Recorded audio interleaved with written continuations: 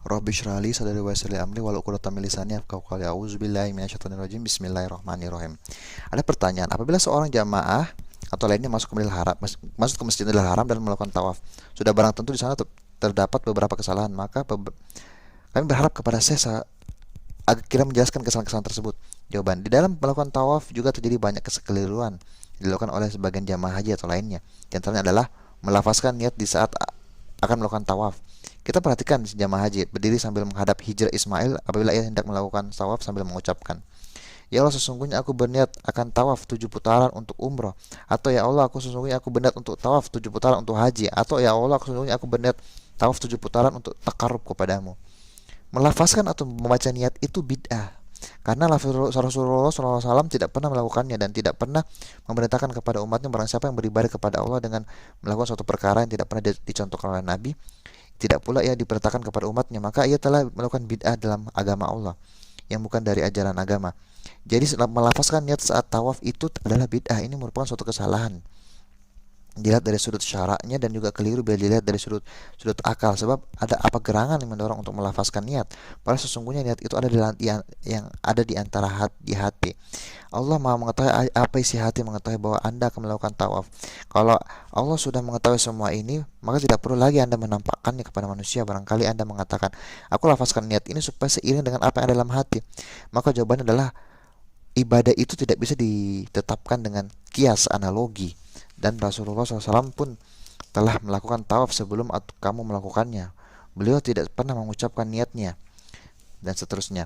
Kesalahan yang kedua adalah sebagian orang yang tawaf memaksakan diri berdesak-desakan di saat akan mengusap Hajar Aswad dan rukun Yamani sehingga menyusahkan diri dan mengganggu orang lain. Berdesakan yang kadang hingga dengan perempuan. Ada kalanya boleh jadi setan berbisik kepadanya di tempat yang sempit itu hingga timbul nafsu syahwat dan seterusnya. Manusia adalah insan yang kadang bisa dikuasai oleh nafsu, selalu merongrong berbuat buruk hingga kemungkinan pun kemungkaran terjadi di Baitullah.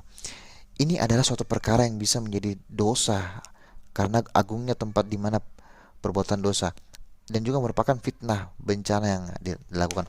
Berdesak-desakan yang di luar biasa itu mengusap Hajar Aswad, rukun Yama itu tidak disyariatkan. Namun jika Anda dapat melakukannya dengan mudah dan tenang tanpa berdesakan, maka hal tersebut diharapkan Anda lakukan. Akan tetapi jika Anda melakukannya, maka Anda cukup memberi isyarat kepada Hajar Aswad, sedangkan rukun Yama ini maka memberi isyarat saja, tidak usah berdesak-desakan. Di samping berdesakan di dalam keadaan seperti ini tidak dianjurkan, juga dikhawatirkan akan terjadi fitnah maksiat bila berdesakan terjadi dengan wanita. Bahkan lebih dari itu, mengganggu jamaah yang lain.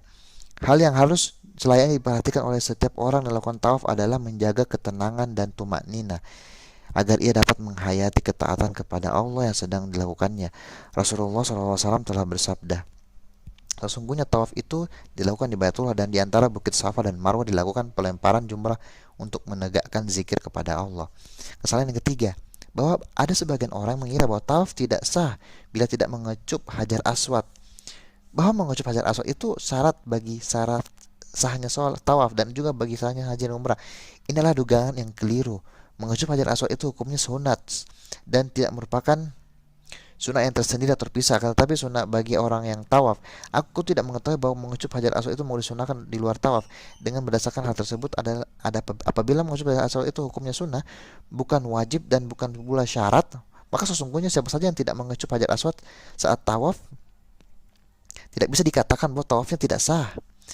Tawafnya tidak tetap sah. Bahkan kami katakan bila di sana terjadi desak-desakan yang luar biasa, maka berisyarat itu lebih afdol daripada mengecupnya, karena yang demikian itu pernah dilakukan oleh Rasulullah SAW dalam terjadi desak-desakan juga, karena dengan berisyarat dengan seseorang dapat menghindarkan gangguan dirinya terhadap orang lain. Kalau ada orang yang bertanya, sesungguhnya tempat tawaf sangat padat atau berdesakan, maka bagaimana pendapat Anda? Apakah yang lebih afdol, saya turun berdesakan atau saya memberi isyarat saja? Jawabannya adalah yang lebih afdol adalah memberi isyarat kepada Hajar Aswad.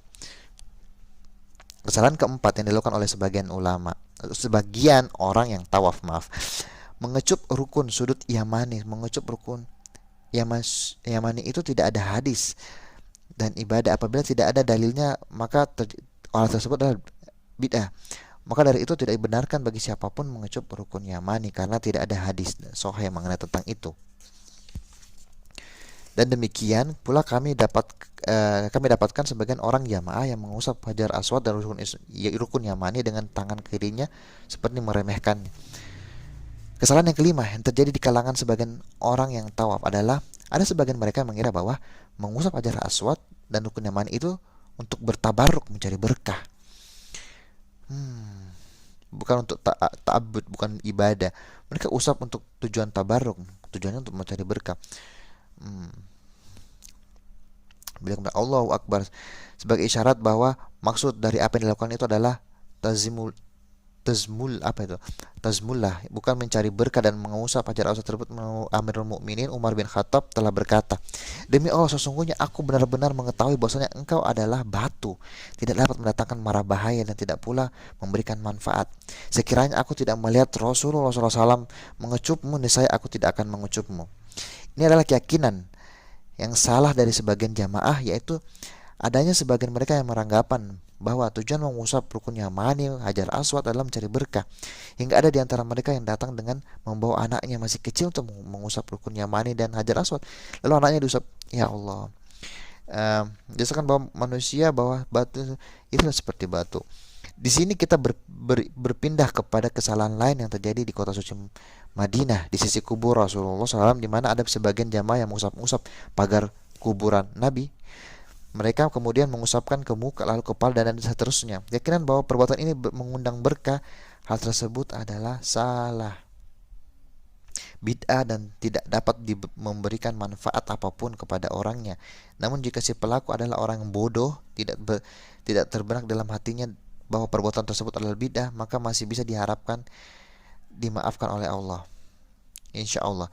Akan tetapi jika orang tersebut mengerti, berilmu, dan atau lalai tidak mau bertanya, maka dia berdosa, sebab para jamaah yang melakukan perbuatan-perbuatan seperti di atas boleh jadi adalah kebodohan, tidak mengerti sama sekali dan mengira bahwa perbuatan itu adalah tidak diharamkan. Maka orang seperti diharapkan tidak berdosa dan seterusnya. Subhanakallahumma wa bihamdik, astaghfiruka wa atubu ilaik. Wassalamualaikum warahmatullahi wabarakatuh.